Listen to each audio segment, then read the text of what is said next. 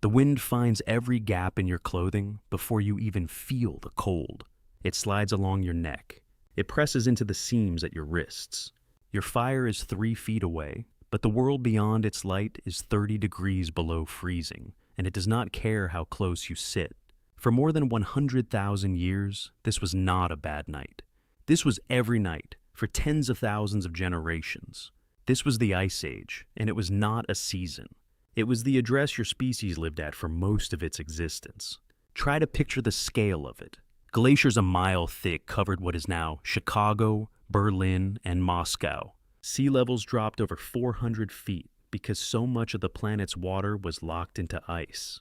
Average global temperatures sat somewhere between 5 and 10 degrees Celsius, colder than today. That sounds small.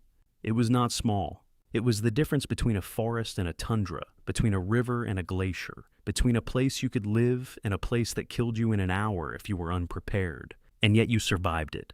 Not just survived, spread across it, hunted across it, raised children across it, from the plains of Ukraine to the steppes of Siberia to the edges of the Bering Land Bridge. How does an animal with no fur, no claws, and skin that blisters in minutes under real cold manage that? The honest answer is not fire. Fire helped, but fire cannot travel with you. Fire cannot wrap around your shoulders while you track a herd of reindeer across open tundra for 6 hours. The real answer is something so ordinary today that you forget it is technology at all. Clothing. Not clothing the way you think of it, not a costume, not decoration. Clothing as a survival machine, engineered with the same seriousness your ancestors gave to a spear or an axe. The anthropologist Ian Gilligan has spent much of his career studying exactly this question. Not when did humans start covering their bodies, but when did humans start tailoring insulation to actually keep the cold out? His research draws a hard line between draped animal hides thrown over a shoulder, which do little against real cold, and fitted sewn garments that trap a layer of warm air against the skin. That second kind of clothing, he argues, is what made the Deep Ice Age survivable at all, and the evidence for when it appeared comes from an unlikely witness: leets. Human head lice and human body lice are almost the same species, but body lice can only survive in clothing. They cannot live on bare skin or in hair, which means the moment body lice evolved as a distinct population, tailored clothing had to already exist for them to live in. A genetic study led by Ralph Kittler in 2003 compared the DNA of head lice and body lice and estimated they split apart roughly 170,000 years ago. That number lines up almost exactly with the depth of the last major Ice Age cold periods. In other words, an insect that hitchhikes in your clothes accidentally left a timestamp on one of the most important inventions your species ever made. The archaeology backs this up in more direct ways too. At Sungir, a roughly 34,000-year-old burial site in Russia, researchers uncovered skeletons covered in thousands of ivory beads, arranged in tight rows that traced the outline of long-vanished garments, fitted trousers, shirts, even boots stitched to the ankle. The clothes themselves rotted away tens of thousands of years ago. The beads sewn onto them did not. What is left is essentially a fossilized pattern of Ice Age tailoring, precise enough that modern researchers have used it to reconstruct exactly how the garments were cut and sewn, bead row by bead row. Bone needles push the timeline further still. At Denisova Cave in Siberia, archaeologists recovered a needle carved from bird bone, polished smooth, with an eyelet drilled through one end, dated to around 50,000 years ago. A needle like that is not a lucky accident of a sharpened stick. It is a purpose-built tool for pulling sinew thread through hide, for closing a seam tight enough to stop wind. Someone sat by a fire, shaping bone against stone, failing probably many times, until the eyelet held and the point did not snap. That kind of patience only exists because the payoff, a garment that actually kept its wearer alive, was worth it. So picture it, not a caveman in a shapeless pelt. A person dressed in fitted, layered, sewn clothing, engineered from decades of trial and error, passed down between generations. Because a badly made garment did not just mean discomfort. It meant frostbite. It meant death within a single bad storm. Now widen the scene beyond the body, to the shelter around it. At Mezherich, in what is now Ukraine, archaeologists uncovered the remains of dwellings built almost entirely from mammoth bones, skulls stacked as a foundation, curved tusks arched overhead as structural beams, the whole frame likely covered in hides and packed with snow for insulation. Building one of these was not a weekend project. It required the bones of dozens of mammoths, either scavenged over years or taken down through coordinated, dangerous group hunts. Living at Mezherich meant your survival depended on people who had died decades before you were born, whose bones still held up the roof over your head. And inside settlements like Dolny Vestonice, in what is now the Czech Republic, the archaeologist Olga Sofer identified something even more surprising pressed into fired clay fragments. The impressions of woven cordage and textiles, dated to roughly 27,000 years ago.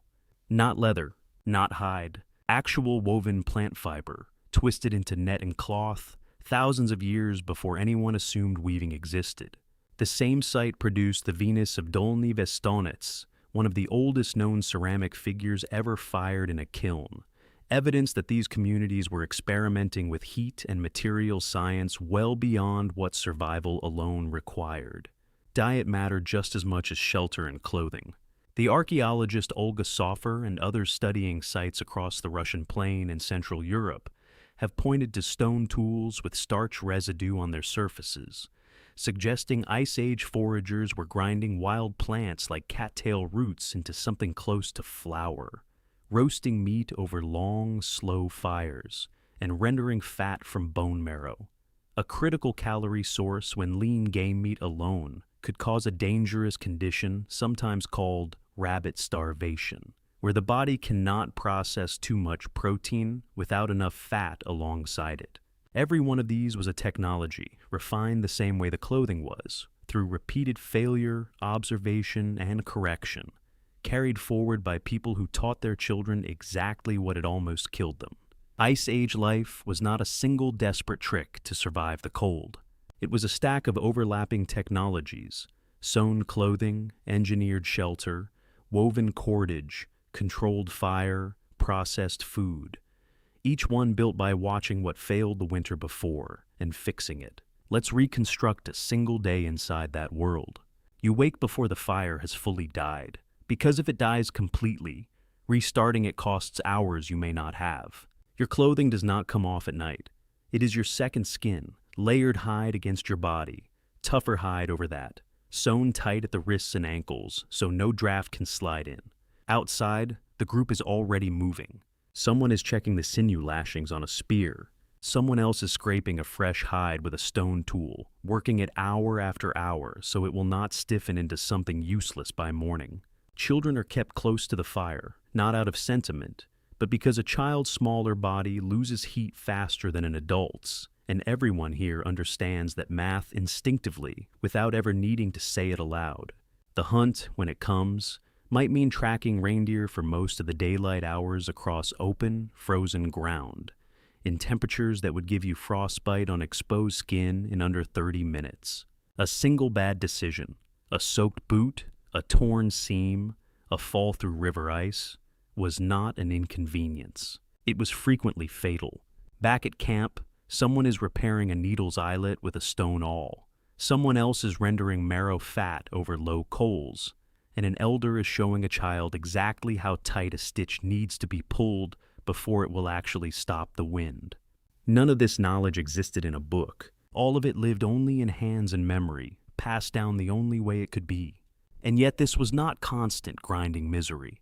Studies of modern cold climate foraging groups, along with the archaeological record of art, jewelry, and elaborate burial goods from Ice Age sites, suggest these were not just surviving. They were living, telling stories around the fire, decorating their clothing with beads that served no survival function at all, carving small ivory figurines in the idle hours after a hunt, burying their dead with objects that took real time and skill to make for people they clearly loved. Here is the counterintuitive part. You would probably assume that cold itself was the main killer during the Ice Age, that people simply froze. But most researchers who study the period point somewhere else entirely. It was not usually the cold that killed you directly. It was what the cold made scarce. Starvation during a failed hunting season.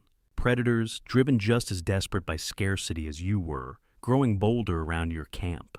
Conflict with other small bands over the dwindling patches of land that could still support life. The Ice Age did not need to freeze you to kill you. It only needed to make food rare enough for long enough that everything else fell apart around that single fact. Cold was the pressure. Hunger was very often the blade. And this is where it quietly folds back onto you. You do not build mammoth bone huts. You do not sew your own boots from hide. You tanned yourself. Or grind cattail roots into flour. Or render marrow fat over coals you kept alive since dawn. But your body has not forgotten a single day of that history. The goosebumps that rise on your arms in a cold room are a leftover reflex from ancestors whose body hair used to stand up to trap a thicker layer of warm air. A mechanism that no longer does much for your nearly hairless skin, but that your nervous system still fires anyway, out of sheer habit built over hundreds of thousands of years. The craving for fat and salt that hits you on a cold day, the instinct to reach for something warm and dense to eat, traces back to bodies that once needed marrow fat to survive a season your ancestors could not skip. The instinct to gather closer to others when you're cold, tired, or afraid did not start with you either. It is the same pull that kept small bands of people huddled around a single fire on a night 40,000 years ago, because a person alone in that world rarely stayed alive for long. Even the quiet satisfaction you feel putting on a properly fitted coat, one that actually seals out a draft, echoes a relief your ancestors depended on for their lives, not just their comfort. You inherited a body built by an ice age, engineered by scarcity, tuned, generation after generation, by winters that did not forgive mistakes. Every time you reach for a coat without thinking, you are running a solution that took your ancestors tens of thousands of years and uncountable losses to work out. The wind still finds the gaps in your clothing before you feel the cold. It just doesn't get the chance to finish what it started anymore, because somewhere behind that instinct, a body from the Ice Age is still quietly doing its job,